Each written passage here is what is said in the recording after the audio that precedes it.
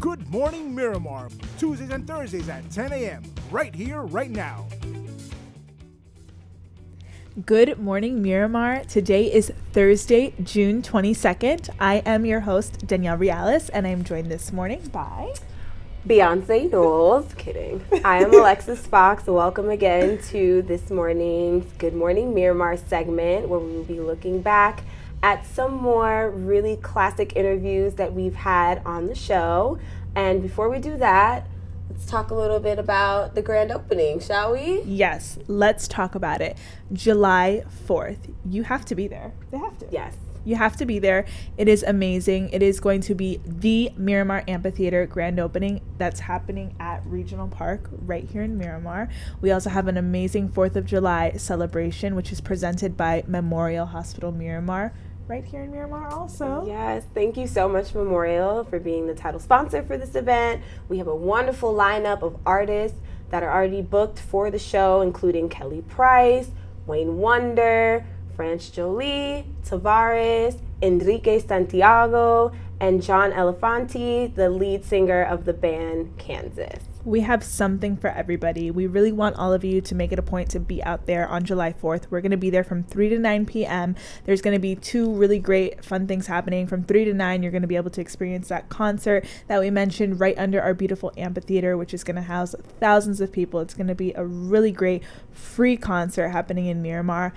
We also have a kids fun zone area where we're going to have a really fun marketing village presented by the Office of Marketing and Public Relations, inflatables for the kids. It's going to be a lot of fun. And for those of you who kick it old school on the 4th, we will also have fireworks still. The fireworks are still happening. We would not omit that. So make sure you come out. It's going to be a wonderful time. So let's talk a little bit about our first segment. Yes, our first segment is featuring Avenues of Excellence, and we are going to be talking, well, they're going to be talking about teen dating nowadays. Oof. And teen dating violence. So it was a really important show for us to take a look at, so we want all of you to watch it with us. Let's tune in. So we're here today with Avenues of Excellence. Its president and CEO, Ms. Rose Hedgeman. Hello. Welcome. Thank you. Welcome to the City of Miramar. Yes. And I am going to allow you to introduce the guests that are here with you as we discuss today teen dating and violence awareness. February was Teen Dating Violence Awareness Month, and I have with me for March Women's History, some phenomenal women in the industry of therapy, which is Jennifer Briggs. And I'll have her give a brief information about who she is. And then we also have Jennifer Smith as well. She deals with relationship therapy, and she'll talk a little bit more. But the main thing we want to get across today is with teen dating violence, it's a subject that's not really readily discussed. We have so many teens, so many of our young kids, young boys and girls that are really experiencing some negative experiences in relationships, and they don't have anyone to speak to. Right. It is misconceived that a lot of our young ladies are the ones that's mainly being violated, and in actuality it is on both sides of the spectrum. Now, what I want to kick off with is as far as the etiquette portion. I always like to discuss with the young girls. We do teen dating etiquette classes with Avenues of Excellence. If anyone would like to get more information, they can follow us on our Facebook page at Avenues of Excellence. But you need to know how to date. Absolutely. Respect is so important. So if you don't know how to, I always tell my ladies, if someone comes up to the door and knocks on the door and they just walk around the car and don't open up the car door for you, then you sit there and look at that car door for 5 seconds. And if that door doesn't open up, then you go back in the house, close the door, lock it, put some pajamas on and get some popcorn, because truly they don't know what to do. And then with our young men, if you have a young lady that don't know self-respect for themselves, they can sometimes push our young men who have had the experience of being raised as a gentleman, who has had that opportunity to have a positive uprearing, and they can push our young gentlemen into a social situation that they're not ready for. So it's misconceived that oftentimes our young men are the ones that's being forcefully pushed into a relationship with a young lady. Sometimes they themselves are being kind of stereotyped, like you're Mr. Macho, you're the jock, you're 15 or 16, Mr. Casanova. You should be able to, you should have already experienced that. So we're getting ready to get into some topics on what are some things that our young kids are experiencing. Yeah, absolutely. I recently attended an event at Barry University. Yes. And the event was the Brides Walk. Oh. And it was my first experience with Brides Walk and really didn't know the story. But what I was most, and for our viewers, the story of Brides Walk is there was a woman who was about to be married. She was in her wedding gown. This happened in New York. She was about to be married. She had just taken photos with her family.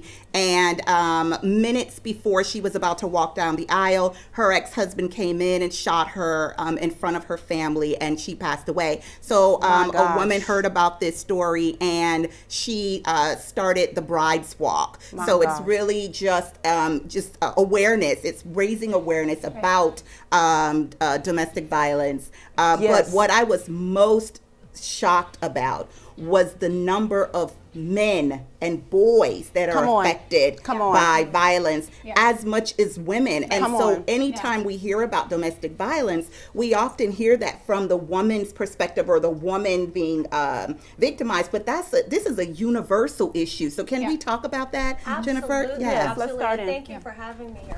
I do think as far as bullying in general, it's important to know that bullying is much more dangerous than it used to be. There used to be fist fights, you go out in the playground. A recent study showed that 16% of young men from the ages of 9th to 12th grade had carried a weapon in the last 30 days, and 6% of those had actually brought that weapon to school. And so I think it's so important to understand that bullying can be deadly now, much more so than when I was growing up. So it's very important for us to understand that. There's lots of different kinds of bullying. Physical bullying is more common with boys. Verbal and emotional bullying is more common among young women. That involves ostracizing, teasing, excluding. You see this at lunch hours, you see it on the weekends at parties. It happens when people aren't around. People aren't around to watch, and the peers are around. One of the more current types of bullying that's so dangerous is cyberbullying. And the reason why that's so painful is that it happens 24/7. And there's so many things that young men and women can do to protect themselves. One of the most important things is please be very careful about the kind of pictures you send to your boyfriend.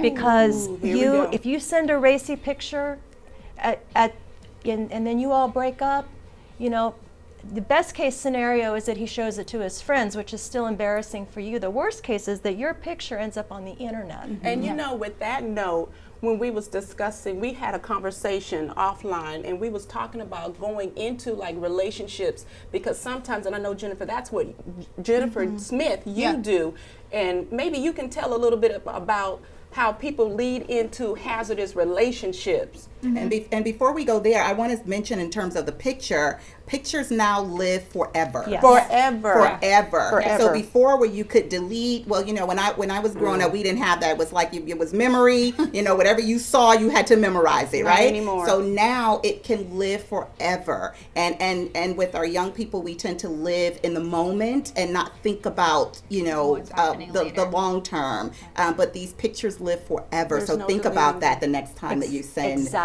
phones across. So And Jennifer. and Natasha, they're not.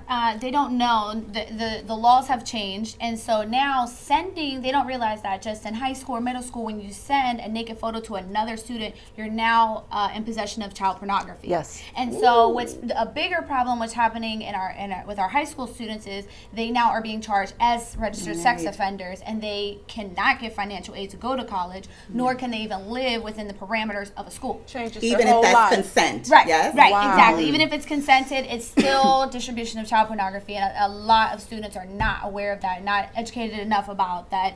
Once you're on the registry, it's very hard to get off. very hard to get out. But to bring back to your point, Rose, about most people end up in toxic relationships based on they haven't had the role models in the home. I find that anytime I've dealt with children or teens that have been in domestic violence relationships, they've come from a home where domestic violence was present. And whether it was the mother attacking the father or the father attacking the mother, or if they grew up in a foster care system where they were just in an unstable home, that's pretty much where the role modeling comes from. And I think parents are not as cognitive that whatever you do in your home, the child's going to grow up to model. Whether how much you may tell them, be in a healthy relationship, you have to lead by example. If you're gonna have a toxic relationship present to your child, then most likely they're gonna end up in a domestic violence relationship themselves, which is unfortunate. And when you're talking about boys, there are very little resources available for boys who have been in domestic violence relationships, and even grown men. There's tons of men or women and children's shelters, but do you ever hear about men's shelters? Very rarely. Very rarely, and even it's very hard to report, and that's why it goes unreported so often. So a very heavy segment Definitely. that we just watched, but also very, very important because, I have younger siblings who are teens, and we've been teenagers before. We've had friends who, probably experienced something along these lines in one way or another. So I think it's a super important topic. Definitely. To talk about, and not anything that should be taken lightly. I did like that they mentioned the fact about violence being more than an actual physical altercation with somebody, right? Because nowadays people can hide behind a screen and still abuse you verbally or through cyberbullying. So what are some of your thoughts on that? Well, Alexis, like you said, and now, it's summertime. Teens probably have a lot more time on their hands. They might be a little too old for summer camp. Their parents are working. So what are they doing, really? They're really spending a lot of extra time on the internet, on social media, maybe, not using their time wisely in the sense, and really using that time to take advantage of people and really, being a bully and being that aggressor towards somebody. So, it's really sad to see. And I think that, like they mentioned in the segment, parents have a lot to do with that, and like kind of taking that lead role in really monitoring your child's online presence. And, for both young men and women, really, you need to be responsible for yourself and know that, maybe the words of others, if you are being attacked or verbally abused, whether it's online or in person, or physically abused, you need to tell a trusted adult. Absolutely. You need to report it because it's not something that should be taken lightly at all. What are your thoughts? I think that along the lines of what parents can do is just make yourself available to your child. Let your child feel comfortable in speaking to you about certain things. I will say from personal experience that my parents, hi Kevin and Pearl, they were very, they made it very clear what was acceptable and what wasn't, but they also made it very clear that if I was in trouble, they were to be the first.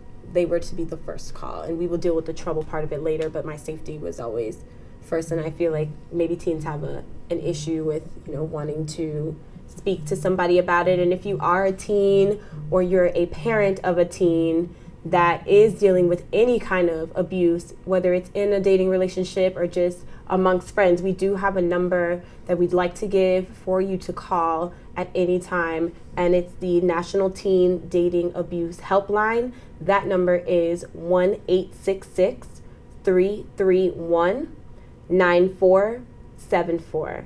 It's an open hotline. It's for the state of Florida. So we encourage you, if you feel like you know somebody who may be going through it, if you're going through it yourself, if you're a parent, a friend, teacher, to please use that number if need be.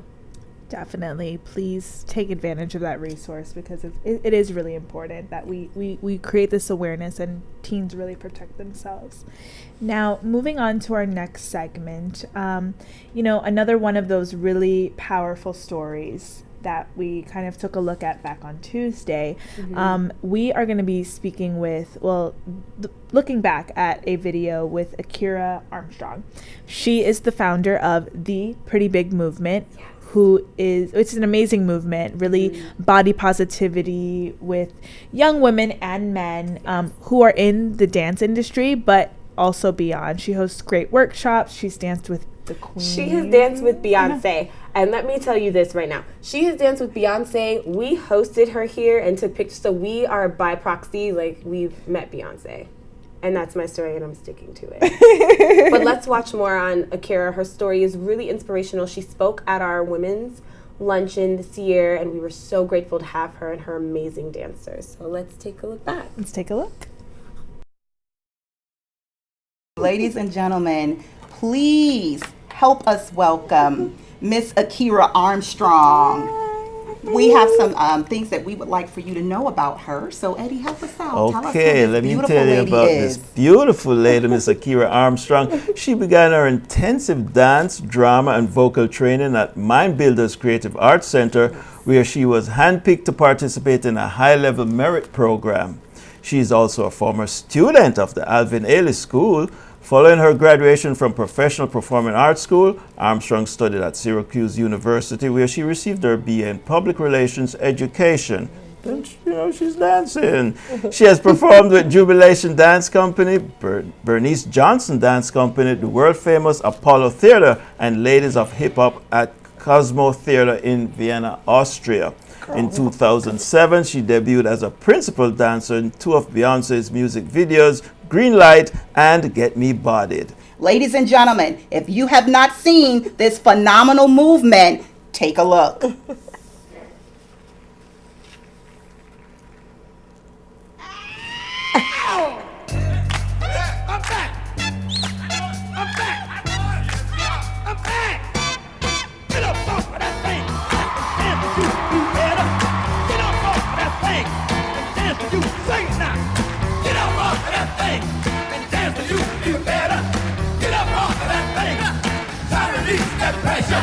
Get up off of that thing and shake it. You better get up off of that thing and shake it. Say it now. Get up off of that thing and shake it. You better get up off of that thing and try to release that pressure. Get up off.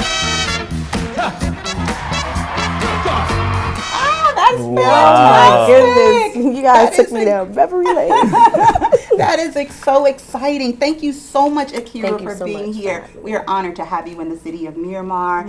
You are a special guest today, a keynote speaker for our Women's Wellness and Empowerment Luncheon. But before we get into that and the other phenomenal things that you're doing, tell our viewers and our listeners about Akira Armstrong. Where did you grow up? How did you get into dancing? All this goody, juicy stuff I'm about to tell you guys. I'm from the Bronx, New York City, born and raised, BX. And I started dancing at the age of 8. I begged my mother to put me in dance school.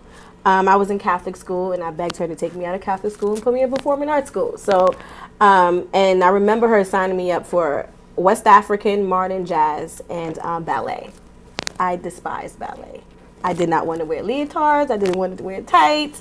And West African happened to be my favorite, and it just stuck with me, and it just makes you feel free. There's no structure, you know what I'm saying, in terms of how you should look. You know, if you have a curve here, if you got a little jelly roll here, like, it's all acceptable. So that's what I loved about West African dance. But I've been doing this, like I said, since the age of 8. I transitioned into college and started my own dance troupe in college. Graduated from college and came to New York City, stayed in the dance scene, and I just felt there was a void. I didn't see a lot of examples of women of my stature or my size in mainstream media, and it fueled me to start my own. I want to ask this question. I'm going to go there. Were you a big size from you were young? Yes. Okay. I've always been a chubby girl. Always been. Always. Okay. And that did not deter you in any way? No, not at all. Of course, I've gotten discouraged, and I've had people say you need to lose weight or you'll get more jobs if you did lose weight. But I didn't want to conform to what someone wanted me to be. I stayed true to myself, and I'm happy in who I am. It took me a while to get to this point, you know, because there were some detours and some challenges that I had to go over. But I am comfortable, really and honestly, in the skin that I'm in. Talk to our viewers and our listeners, Akira, about overcoming those challenges, the stereotypes that come with certain professions.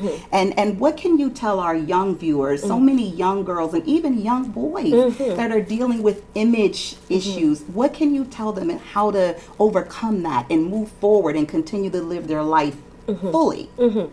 What I would say to my young viewers, young boys and girls, is believe in yourself. It's the hardest thing to do. It's a cliche, but honestly, if you believe in yourself, trust yourself, and put yourself around positive individuals, you have no choice but to reach the sky.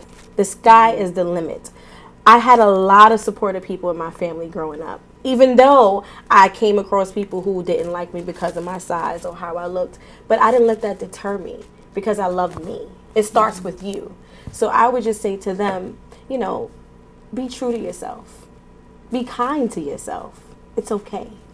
Fantastic. It's okay. Eddie mentioned earlier that you studied you would go on a different course in your college career, and then you started dancing. Talk to us about that. So my mother, she said, you're going away to school. You're not staying here in New York City. So I had to pick a major, and dance wasn't a major, you know, in the school that I attended. But there was a dance troupe on my campus, and why not join? In my freshman year, I started out as just a member, and then I elevated to president. And I used that platform to catapult into my own business, which is Pretty Big Movement today. And it taught me how to deal with personalities, you know, how to put choreography together, how to utilize people's strengths and their weaknesses. So those were my stepping stones into transitioning after I graduated from college to start my own company. Well, tell us now about this company you're so passionate about, Pretty Big Movement. Yes. Tell us a little bit about that. So Pretty Big Movement, I eat, sleep, and breathe Pretty Big Movement. I started it in 2008, right after I booked the 2 videos with Beyonce. While I was out there in LA, I just didn't, I auditioned for all these talent agencies to get representation, and I just kept getting the rejection. She's good, but we don't know how to market her. She's good, we don't know what to do with her. And I came back to New York City, and I put myself in the dancing, like I said, just stayed in that loop, just to be around those individuals, those choreographers, to see what was going on. And there were no plus size dancers. There was I didn't see that on stage, in performances. It was just unheard of. Even when you Google YouTube back in 2008, plus size dancers, nothing would come up. And now 2017, you put in plus size dancers and we're everywhere now, which is a beautiful thing because we should be accepted. And Pretty Big, I started it and I just wanted it to be a platform for women who are professional dancers who didn't have a platform to showcase their love for the art of dance. And I searched high and low for my members. I held auditions. I just did all the things necessary that I needed to do to get it off the ground. And eventually it started to grow. I started meeting, some girls, and I asked them to be a part of this vision that I, wanted to start, and they were on board. And here we are in 2017. It has grown tremendously. And I'm just so grateful. I am so thankful, and I just want to continue to inspire young girls, young boys, men and women. I get so many testimonials from women in their 40s and their 50s. I stopped dancing because I just gave up on myself, and Pretty Big is that platform for people to look at to say, you know what, I can do it. It's never too late. Absolutely. Yeah. I think Eddie and I are going to, when this is over, we're probably going to go practice on our dance moves and start a movement too, right, Eddie? Well, I tell you, this dancing is not. I got no rhythm. We're gonna for a Caribbean guy, I've got no rhythm. Trust me. But anyway, so you got this phenomenal call in February 2017 to represent Lane Bryant. Tell me a little bit about that. So what's so funny about the Lane Bryant gig? We had already established a relationship with them because we did 2 of their prior campaigns to this body. And we went viral in January, but I got the call for Lane Bryant in December. So that just goes to show you how God works. Everything fell in alignment. And then it debuted February 27th of 2017. To see Pretty Big Movement on a billboard is breathtaking to me. And it just means so much to me. I never thought in a million years ever to see not only myself but other women who's been with me, who's been on this journey, who didn't give up on me, because I wanted to give up. I did. And it's just so inspiring for myself, even though I'm within the campaign, but just to see how the response that we've been getting, so many people have just been such uplifted. And Pretty Big is not just about dance. We minister. I minister to everyone that comes to my workshops. We do power circles. We encourage these women to just keep moving, keep going forward. And I'm just so thankful for Lane Bryant for even reaching out, because they could have chose anybody else, but they chose Pretty Big Movement. Wow. Now, if that wasn't inspirational, I don't know what is. I know. I'm fangirling over here. Fangirling, for sure. Akira, and we had the pleasure of meeting her and her dance group, Pretty Big Movement. Mm-hmm. What a wonderful group of young ladies, first of all. They're all very young, very accomplished, very confident, which I loved. I love the confidence they exude. It makes you want to feel confident just like being around them, and really, their energy really, at least for me, kind of gave off on me. And just watching this interview and really looking back at, what Akira has been able to overcome, the setbacks, people telling her, you can't do it, or you need to look a certain way to make it. I mean, dancing with Beyonce is not a small feat at all. Listen, breathing around Beyonce awards. So, really, doing that, having a national campaign with a brand like Lane Bryant, like these are things that people dream of, really. Right. And she was able to make those dreams a reality by again maintaining that persistence and that and really, looking at the end goal, not looking, at what other people are saying, because really what does it matter of the opinion of others, especially those who aren't trying to propel you forward. Her biggest takeaway for me is the fact that she didn't wait for anybody to give her anything. She went out there and created a space for herself, because she looked and said, I don't see me represented here, but I know what we can do here. I know that I'm a bigger girl and I can dance with the best of them. I have danced with the best of them. And Beyonce didn't catapult her into success either. She talked about the struggles that she had with an agent, saying like, yes, you can move, yes, you can do these things, but we don't know what to do with you. And she did not let that deter her, and she created representation and really opened up a door for another wave of young women, not just size positive, body positive women, but also women of color. And it's important to have that kind of representation. It's important to see yourself in the media that we consume, because we consume so much of it. How else are you supposed to feel like it's attainable? Right. If you're seeing every other shade and size but yours. Right. So I completely, that resonated with me very much so. As it did with some of her dancers, as she spoke about them saying, I used to dance, but there was never anything for me to do with it, so I kind of just let that die. And so it's great that she's reviving these girls and just taking it to a whole another level with the workshops and the speaking, and she did a great job at our luncheon. So I think touching on the representation was very important. Definitely. And also to note, she mentioned she's not just a dancer. She's not just an entrepreneur.